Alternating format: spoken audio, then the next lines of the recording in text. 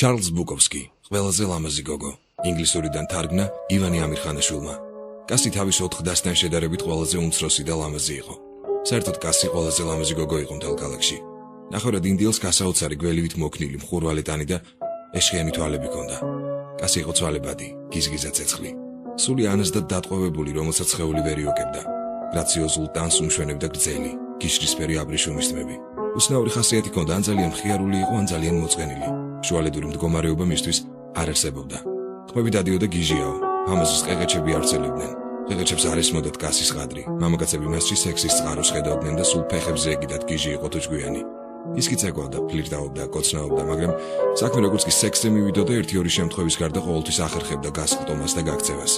დები ამბობდნენ აბეზარა და ტუტუცი გოგოა, სილამაზეს პოროდად იყენებსო. მაგრამ კასი ხასიათითაც ნორმალური იყო. ხატავდა საღებავებით, ცეკვავდა, მღეროდა, წერცავდა თიხის ფიგურებს. უთანაგზნობდა ფიზიკურად და სულიერად გაჭირვებულ ადამიანებს. უბრალოდ სხვანაირი, არაპრაქტიკული ჭკუა ჰქონდა. დები იმიტომ ქიშფობდნენ, რომ ისმათ ხელი და ნაცლი და კაცებს და თან ეს ამბავი ფეხებზე ეკიდა. უშნო მამაკაცები მოსწონდა, ეგრეთ წოდებულ ლამაზ მამაკაცებს კი დასანახად ვერ იტანდა. რაც არ არის, არ არისო, ამბობდა იგი. მაგათ სიცოცხლე ეზარებათ, თავს კი იწონებენ კოხტა ბიბილოებით და კარგად დაფარული ნესტოებით, მაგრამ რადგან ეს ხომ მარტო ფასადია, შიგნით სიცარიელია, ჯიგარი აქვს დამოწლილი. მისი ზნე სიგიჟეს უახლოვდებოდა. მამამისი სასმელმა მოკლა, დედა ვიღაცას გაეკიდა და შვილები ბედის ანაბარი მიატოვა. ისინი ნათესავმა შეიფარა, რომელმაც მზრუნველობა იმით გამოხატა, რომ ბავშვებს მონასტერში უკრა თავი. მონასტერი არ აღმოჩნდა ის ადგილი, სადაც მათ ელოდნენ. კასის განსაკუთრებით გაუჭირდა, შურიანი გოგონები მოსვენებას არ აძლევდნენ. წარამერე ჩხუბში იწოდნენ. ჩხუბი კი სასტიკი იყო და დაუნდობელი. კასის მთელი მარცხენა მკლავი სამართლებლით ჰქონდა დასერილი. მარცხენა ლოყაზეც ეტყობოდა ნაიარევი, რომელიც ძალიან უხდებოდა. მონასტრიდან ამდენიმე დღის გამოსული იყო კაფებარ ვესტენჩი, რომ გავიცანი. ის როგორც დებში უმცროსი ყველაზე ბოლოს გამოეშვა, ჩემოვიდა და ვითომ არაფერი გვერდით მომიჯდა. ჩემზე მახინჯი მამაკაცი ქალაქში არ მეგულებოდა, მაგრამ ამ შემთხვევაში ეს ამბავი თურმე ჩემს სისხლზე ასხამდა წყალს. დალევ, გითხე, რატომაც არა? ვერ ვიტყვი, რომ იმ საღამოს რაღაც განსაკუთრებული საუბარი გამოგვივიდა. მთელი მუღამი იმაში იყო, როგორ იქცეოდა კასი. უბრალოდ ამომირჩია, ეტყობოდა, რომ ალკოჰოლი უყვარდა, პლომაცვა. სრულწლოვანს არ გავდა, მაგრამ ბარმენის სპირტიან სასმელს მაინც აძლევდა. რა ვიცი, იქნებ ყალბი პასპორტიც ჰქონდა. სიამაყეში ვგრძნობდი, როცა ტუალეტიდან გამოვიდოდი და მაგიდისკენ გამოვეშურებოდი. ასეთი ლამაზი გოგო ქალაქში კი არა, ცხოვრებაში არ მენახა. პირველად წელზე მოხვიე ხელი და ვაკოცე. შენი აზრით ლამაზი ვარ, მკითხა. რა თქმა უნდა, მაგრამ კიდევ სხვა რამეა. სილამაზის გარდა სხვა რაღაც. იცი რას გეტყვი, სილამაზის ყველა დანაშაულად მითვლის. ნუ თუ მართლა ასეთი ლამაზი ვარ. ლამაზი ის სიტყვა არ არის. ბოლომდე ვერ გამოხატავს შენს მშვენიერებას. ხელჩანთა გახსნა და ფათური დაიწყო. მეგონა ცხვირსახოც ეძებდა, მაგრამ მოულოდნელად ქუდის გრძელი ქინძის თავი ამოაძვრინა და სანამ აზრზე მოვიდოდი, ცხვირში გაიყარა განივრად. ნესტოებს ემოთ, კინაღამ გული ამერია შემომხედა და ხარხარია უტყდა. კიდევ ლამაზი ვარ, ახლა რაღაც იტყვი. ქინძის თავი გამოვაძვრა და ცხვირსახოცი მივაშველე, რომ სისხლი შემეჩერებინა. ამ სანახაობას ბარმენის გარდა კიდევ რამდენიმე კაცი ადევნებდა თვალს. ბარმენი მაგიდასთან მიიჯრა და კასი დატუხსა. აბა, ეგეთები არ იყოს. მაგიჟობას თავი დაანებე, თორემ მიგაბძანებს, სადაც საჭიროა. ფეხები არ მომჭამო, ბიჭო, მიუგო კასი. მიხედეთ ამ გოგოს, მითხრა ბარმენმა. ყველაფერი რიგზე იქნება, უპასუხე. ცხვირი ჩემია, თქვა კასიმ, რასაც მინდა იმას უზამ. არა, უთხარი მე, გივა. რას ამბობ, შენ გივა ცხვირი, როცა მე ცხვირში ვიყრი ქინძის თავს. დიახ, კარგი, მეც აღარ ვიზამ. არ გეწყინოს ხო? ცხვირსახოცი ცხვირიდან არ მოუცილებია ისე გადმოიხარა და მაკოცა. ბარი რომ დაიკეტა, ჩემთან წავედით, ლუდი მქონდა. დავსხედით, ვისაუბრეთ, პირველად მაშინ მივხვდი თუ რა კეთილ და მზრუნველ ადამიანთან მქონდა საქმე. გული ბოლომდე გამიხსნა და გადამიშალა, მაგრამ დროდადრო მაინც წამოვლიდა ხოლმე. ველურივით ატყდებოდა და უცებ დაწყნარდებოდა. შიზოფრენი იყო. ლამაზი შიზოფრენი. გრძნობდი ადრე თუ გვიან რაღაც ისან ვიღაცის ლუკმა გახდებოდა, უნდა ეს ვიღაც მე არ ვიქნებოდი. დავწაკეთ, შოკი ჩავაგრე. მან მკითხა, როდის გინდა, ახლა თუ დილით. დილით უპასუხე და გვერდზე გადაბრუნდი. დილით ავდეგი ყავა მოვადუღე და ლოგინში მივართვი. გაიცინა, ერთადერთი მამაკაცი ხარ, ვინც ხამი თუ არ იმითხრა. მოგცლია, საერთოდ რა აუცილებელია. რას ამბობ მინდა, თუმცა მოიცა ჯერ შხავს გადავივლებ. სააბაზანოში შევიდა და მალე გამოვიდა. გადასარევი იყო, გრძელი შავი თმები ურწყინავდა, თვალები და ტურჩებიც ურწყინავდა, სუნთლად ურწყინავდა. ისე მშვიდად და აუჩქარებლად შეშულდებოდა, გეგონებოდა საჩუქარს ხსნისო. ლოგინში სწრაფად ჩამიგორდა. აბა შენიცი, ჩემო რაინდო. კლავებში მოვიმწყდია, თითქოს გამიძალიანდა, მაგრამ კოცნაზე უარს არ ამბობდა. ვეფერებოდი ტანზე, თმებზე. შევედი, ცხელი და მკვრივი იყო. არ ჩქარობდი ბიძგებს, ნელ-ნელა ვაკეთებდი, რომ სიამოვნება გამეხანგრძლივებინა. პირდაპირ თვალებში მიყურებდა. რა ქვია, გითხე, რა მნიშვნელობა აქვს, მომიგო?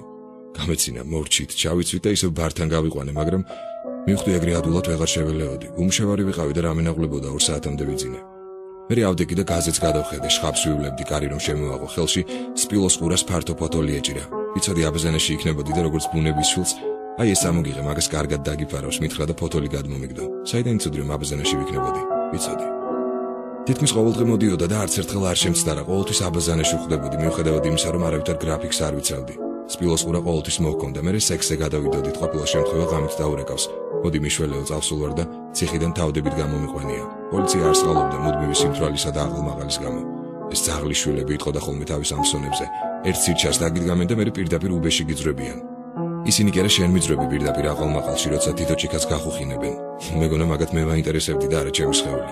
მე კი შენც მაინტერესებდა შენი სხეულიც, მაგრამ ეჭვი მეპარება რომ იმ ბიჭებს სხეულის გარდა შენში სხვა რამეც აინტერესებდათ. ქალაქიდან 6 თვით წავედი, ვიხეტიალე, ვიცოდვილე და ისევ დავბრუნდი. კასი არ დამიწყებია, მაგრამ რაღაცაზე ვემდუროდით ერთმანეთს და თანაც მართალი გითხრათ გული აღარ მიმიწევდა. მეგონა ქალაქში არ დამხვდებოდა, ის კი ვითომ აქ არაფერიაო ისევ ვესტენჩი გამომეცხადა, 9 საათის დამჟდარი ვიყავი რომ შემოვიდა და გვერდით დამისკუპდა.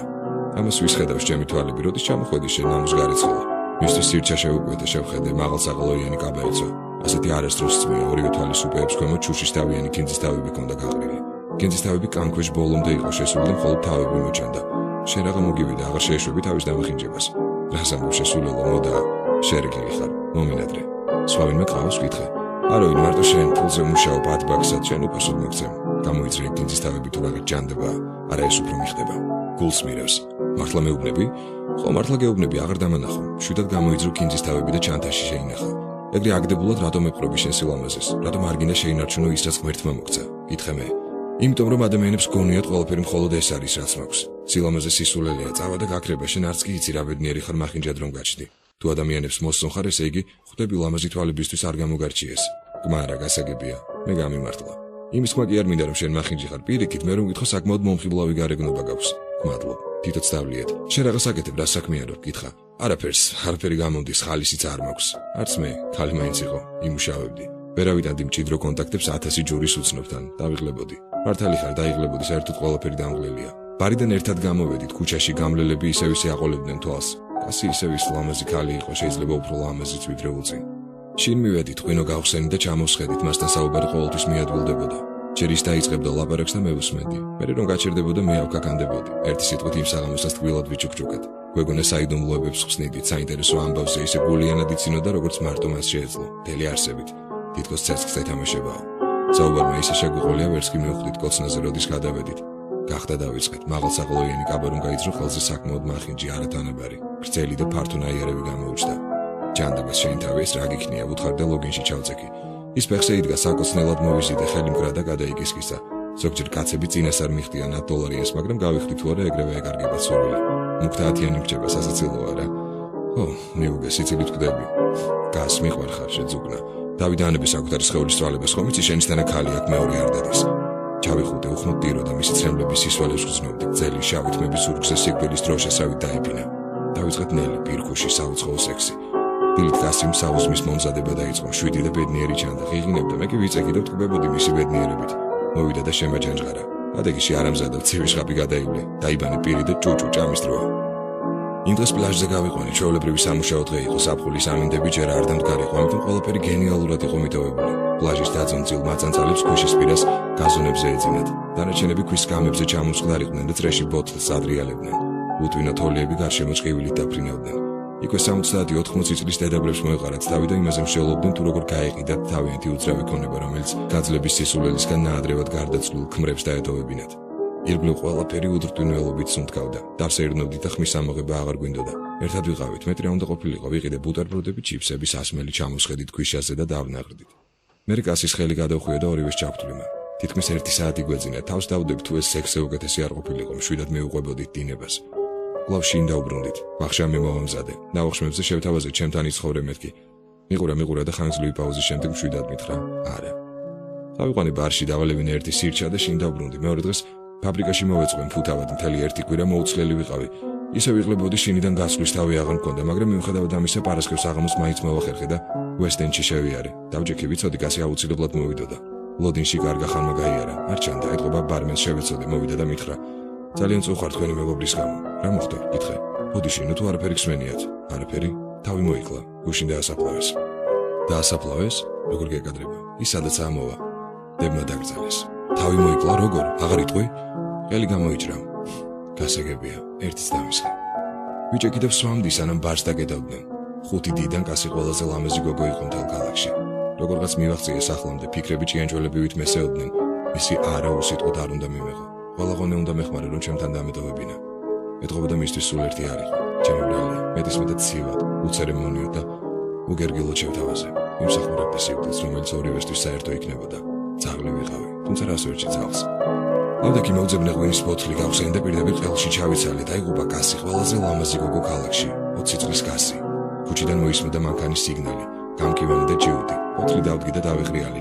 ჯანდება შენ თავში ახვარო, ხმა ჩაიწვიდე. ღამე თავისუფლებებში შედიოდა, არაფრის თავი აღარ